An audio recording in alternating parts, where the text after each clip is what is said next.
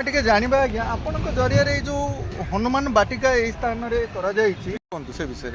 मुझे घर गली आज्ञा पुण्य जला पुण्य जला मुझे मोर पतला मोर 70 वर्ष गला गाड़ी धरी खिया खोली बाउंसुटा मोर घर हनुमान मो निज घर दी बर्ष सारा ना कर महावीर कहे घर गलु मुझे खुली कल देखा देहटा कले आपको मुझे देखी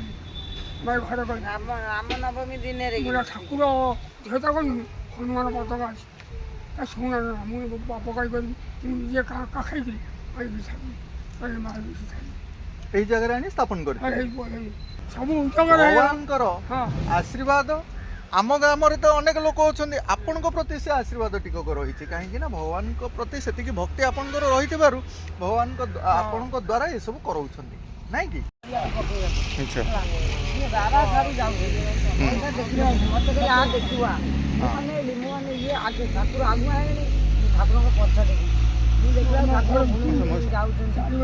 नांगुर हलुची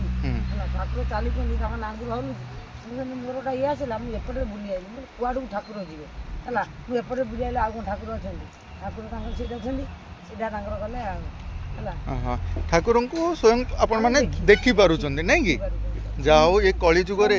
जीवंत आज्ञा कथा हाँ हनुमान सहित कथा आम जानू आज्ञा 8 वर्ष दुईटा रात जगह अच्छी ठाकुर अच्छा घर पड़े पेली बेलिका केने घर छाड़ीदेला दुईटा कहीं ना जान समस्त घर कहला मो झी सीते माँ फोन मुझे जादेली मत किए पेली बेलिका छाड़ी देगला है से बस वर्ष पड़े मत भारी दुख लगे संक्रांति मेरे बसिले खाद्य छाड़ी जला भी साढ़े गाई दुटा बनी आज्ञा आमर आज्ञा जगती ग्राम हनुमान जो द्वितीय वार्षिक जन्म उत्सव पालन होती जन्म उत्सव आमर महावीर हनुमान पीठर राजू बाबा आसुँचे जोगदेवाई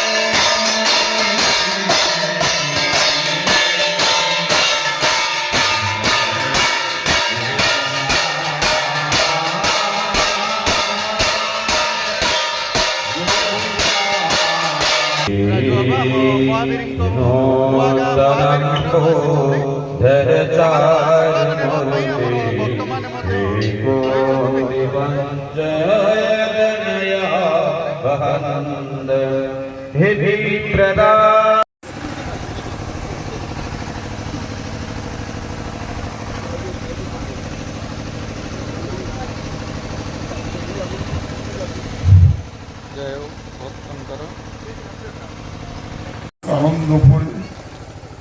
आगे समस्त आनंद आशीर्वाद लाभ कर आम जो भक्तों द्वारा जो मूल्यता बढ़ी बढ़ी परिवार भितर बंधन पसंद बाप पुओ भाई भाई गाँ गाँव विभिन्न प्रकार समस्या প্রত্যেক পরিবার অরণ্য ত্যাগ মনে ভক্ত সপত্র পুষ্প দেই ভগবানকে ভজন কীর্তন করিবা সল্লাভ আত্মাং গ্রহণ করিবা বড় ভাই গুরুজন ধীরে ধীরে গুরুজন যে নবজন ভিতরে প্রণাম করে এই করিবা এই অভ্যাস করে এই অভ্যাস আমার পরিবার পবিত্রতা করে সহায় হইতা আমମାନଙ୍କର କାର୍ଯ୍ୟକଳାପ ସମାଜ ଆନନ୍ଦ ଉପରେ ସମାଜ ମଙ୍ଗ କରି ମଧ୍ୟ ଆଗେଇ ଯାଇଥାଏ ଏସବୁ ଅଭ୍ୟାସ କରିଛେ ଗୋଟେ ସୁନ୍ଦର କୋଳର ନାଁ ହେଉଛି ଭକ୍ତି ଆଶିଷ ବିଦ୍ୟମାନ ଅଛନ୍ତି ଯେ ଆମମାନଙ୍କର ଜୀବନର ଉଦ୍ଧାରର ପଥ ପ୍ରଦର୍ଶକ ଭକ୍ତରାଜ ଏବଂ ସମସ୍ତ সংকট দুঃখর ত্রাণকর্তা ভক্তরাজ সমস্ত যে হচ্ছেন সমস্ত ভক্ত মধ্যের শ্রেষ্ঠ তাঙ্ক না হওয়া ভক্তরাজ বীরମାନଙ୍କ ମଧ୍ୟରେ ଶ୍ରେଷ୍ଠ ମୋହାବି ଜ୍ଞାନୀମାନଙ୍କ ମଧ୍ୟରେ ଶ୍ରେଷ୍ଠ ଜ୍ଞାନ ରୂପର ସାର ଶ୍ରୀମାନଙ୍କ ମଧ୍ୟରେ ଶ୍ରେଷ୍ଠ ଅଷ୍ଟ ସିଦ୍ଧି ନବନିଶ୍ଚୟ ଯାହାଙ୍କ ପଦାରବିନ୍ଦ ଅଭିମାନେ ଅନୁସର କରି ଭଗବାନ ରାମଙ୍କର ନାମ ଜପରେ ବର୍ତ୍ତମାନରୁ ରହିଯାଇଥିଲେ ଯାହାଙ୍କୁ ଆମେ ଯେକୌଣସି ଦୁଃଖ ଦୁର୍ଯଭାବ ସଙ୍କଟ ପରେ ଭକ୍ତିର ସ୍ମରଣ କଲେ ଅସାଧ୍ୟ ସଙ୍କଟ ମାନେ ଲାଭ ଯେ ଆଜି ଆମମାନଙ୍କର ଦୁଃଖ ଅଭାବ ବନ୍ଧକ ଦୂରୀକରଣ କରାଇବା ସୁଖ ଶାନ୍ତି ଆନନ୍ଦର ସୁପ୍ରେମର ସ୍ୱରୂପ ବିକାଶ କରିବା ଉଦ୍ଦେଶ୍ୟରେ ପ୍ରତ୍ୟେକ ଜାଗାରେ ପ୍ରଦାନ ହୋଇଥିଲା ସଙ୍କଟ ମୋଚନ ଯଦି ଆମେ ବାଟରେ ଯାଉଛେ ତାଙ୍କ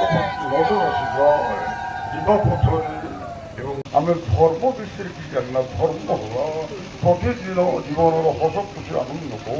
ଆମେ ପ୍ରତ୍ୟେକ ଗୁରୁଜନ ପ୍ରଭୁଜନ ଦରିଦ୍ର ଦୁଃଖୀ ଫଳ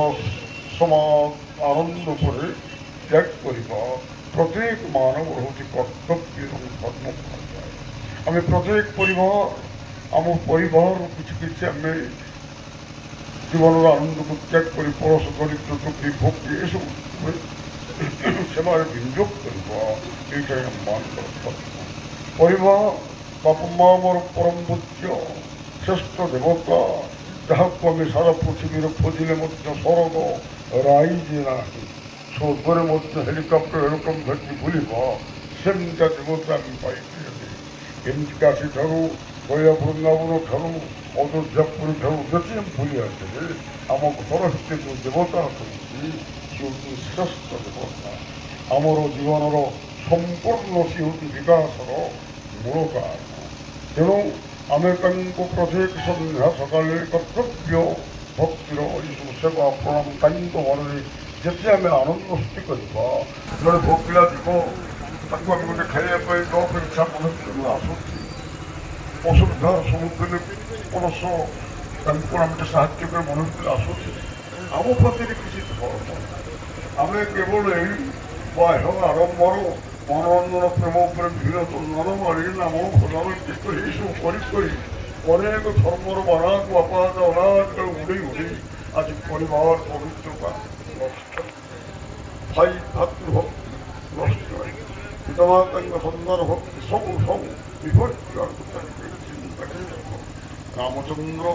ଭଗବାନ କୋଳରୁ ସମସ୍ତେ ଆସି ରାମଚନ୍ଦ୍ର କୃଷ୍ଣଚନ୍ଦ୍ର ହରି ଗୋବିନ୍ଦ ଯେତେ ପ୍ରକାର ସେ ଧର୍ମର କ୍ଷେତ୍ରରେ ଭଗବାନ ଯେଉଁ ଜନ୍ମ ତାଙ୍କୁ ଆମେ ତାଙ୍କ କୋଳକୁ ତାଙ୍କର ଛଡ଼େଇ ଆଣିଛେ ଆମେ ସମସ୍ତେ ପୁଳ ବାଣ୍ଟି ନେଇଯାଇଛେ କାରଣ ଥୋଳି ଯୁଆଡ଼େ ଦେଖିବ ତାଙ୍କ ଜାଗା ବାଡ଼ି ସବୁ ଥୋଳି ବିଭିନ୍ନ ପ୍ରକାର ଜାଗା ଆମେ ଆମ ନିଜର ଜୀବନର ସ୍ୱାର୍ଥକୁ ବଳବତ୍ତର କରିବା ପାଇଁ ତାଙ୍କ ପୃଥିବୀକୁ ଚାରି କେତେ ପ୍ରକାର ଆମେ କାମ କରୁଛେ ଆମରି ପାଇଁ ତାଙ୍କ ପାଇଁ ଆମେ ଖୋଲୁନା ତାଙ୍କ ପାଇଁ ଆମେ ଗଛ ଲଗାଇନା ତାଙ୍କ ପାଇଁ ସଂସାର କରିନା ତାଙ୍କ ପାଇଁ ଜୀବନ ଆମେ ଧାରଣ କରିନା ଆମେ କେବଳ ଆମରି ପାଇଁ ଆମ ପରିବାର ପାଇଁ ଆମ ଭବିଷ୍ୟତ ଭୌତିକ ଆନନ୍ଦ ପାଇଁ ତାଙ୍କ ପାଇଁ ଆମ ପାଖରେ କିଛି ନାହିଁ ସେ ଆମର ସବୁର ମୂଳ କାରଣ ତାଙ୍କରି ଶକ୍ତି ଆମ ଜୀବନର ପରମ ସାଥୀ ତାଙ୍କ ଶକ୍ତି ଯେତେବେଳେ ଆମ ପାଖରୁ ଚାଲିଯିବ আমি ସେତେବେଳେ ସଂସାର କରି ବଡ଼ ସମାଜ ବନ୍ଧୁ ଆମ ଜଗନ୍ନାଥ ରାମ ବନ୍ଧୁ ଅନେକ ଘର ଦ୍ୱାରା ଫଟୋ ବନ୍ଧୁ ଆମକୁ କେହି ରକ୍ଷା କରିପାରିବେ ନାହିଁ। ସେ ବନ୍ଧୁ ଚାଲିଗଲେ ଆମେ ସମାଜରେ ଯିବାନି। ସେଇ ବନ୍ଧୁ ଈଶ୍ୱର ଯେ କେଉଁଠି ଅଛନ୍ତି ନା ସର୍ବ ସର୍ବତ୍ର ଈଶ୍ୱର ସନ୍ତି ବିଦ୍ୟମାନ ପ୍ରତ୍ୟେକ ହୃଦୟ ମନ୍ଦିର ହେଉଛି ଈଶ୍ୱରଙ୍କ ବାସ। ତେଣୁ ନାରାୟଣ ସେ କେଉଁଠି ଅଛନ୍ତି? ଆମେ କେତେ ମନ୍ତ୍ର କେତେ କ'ଣ ବାପା ଆଜିକାଲି ବହିପତ୍ର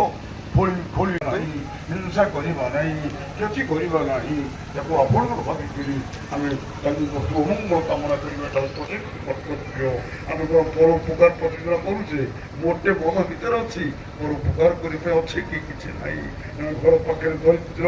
ଚିରା କନା କଲେ ପୁଞ୍ଛେ ମାଟି ଏବଂ ଭାଉଜଟି ପୁଅ ବି ସେ କନା ଚିରା କପଡ଼ାଟି ଆମ ହୃଦୟ ଦୟା ଆସୁଛି। ତାଙ୍କୁ ଖଣ୍ଡେ ଲୁଗା ଦେବା ଘର ଭିତରେ ଲୁଗା ଜମା ହେଇଛି, 3-4ଟା ଛୁଆ ନାତି ତାଙ୍କ ପିଅଟ କ'ଣ ଜମା ହେଇଛି। ଏ ମନ ଭିତରେ ସଢ଼ା ଅବସ୍ଥାରେ ଦରିଦ୍ର ପୁଅ ଟିକେ ପିଅଟ ଖଣ୍ଡେ ଆମ ଟଙ୍କା ପଡ଼ିଛି ପିଅଟ ଖଣ୍ଡେ ସାର୍ଟ ଖଣ୍ଡେ ଦିଅ, ସେ ଚପଲ ସାର୍ଟ ଖଣ୍ଡେ ଦିଅ, ସେ ବୋଉକୁ ଖଣ୍ଡେ ଲୁଗା ଦିଅ। ଘର ଭିତରେ ଜମା ହେଇଛି ସାନ ବୋଉର, ମଝିଆ ବୋଉର, ବଡ଼ ବୋଉର, ଶାଶୁର, ନଣନ୍ଦର ଯେତେ ଲୁଗା ଜମା ହେଇଛି ତାଙ୍କୁ ଖଣ୍ଡ ଦେବା ମନ ଭିତରେ ଆସୁଛି। ଘର ଭିତରେ ଦରିଦ୍ର ଆମ ଘରେ ଘର ସମ୍ପଦ ଟଙ୍କା ଜମା ହେଇଛି, ସେଇଠି ଗରିବ ଲୋକ କିଛି ଦୁଃଖରେ ଅଛନ୍ତି। ତାଙ୍କ ପାଇଁ ମନରେ କହୁଥିଲେ 100-500 ଟଙ୍କା ଦେବା ପାଇଁ ଇଚ୍ଛା ହେଉଛି, 100 ଟଙ୍କା ଦେବା ପାଇଁ ଇଚ୍ଛା ହେଉଛି। ଏସବୁ କର୍ତ୍ତବ୍ୟ ଆମ ପାଇଁ କୌଣସି ଧର୍ମ ରହିଛି ଯାହା ସଙ୍ଗେ ଚାଲିଅଛି ଭଗବାନ ପରମାନନ୍ଦ ଭକ୍ତ ହନୁମାନଜୀ। ଆଜି ବାର୍ଷିକ ମହୋତ୍ସବ ପରେ ଆଜି ଭକ୍ତମାନେ ସମଗ୍ର ଦ୍ୱନ୍ଦ୍ୱ ପରିତ୍ୟାଗ କରି ଆପଣଙ୍କୁ ସ୍ୱାଗତ ଆଗେ ଆସିଛନ୍ତି। ଆପଣଙ୍କ ଆଶୀର୍ବାଦ କୃପା କରୁଣା ରହୁ। ହନୁମାନ ସମଗ୍ର ହରେ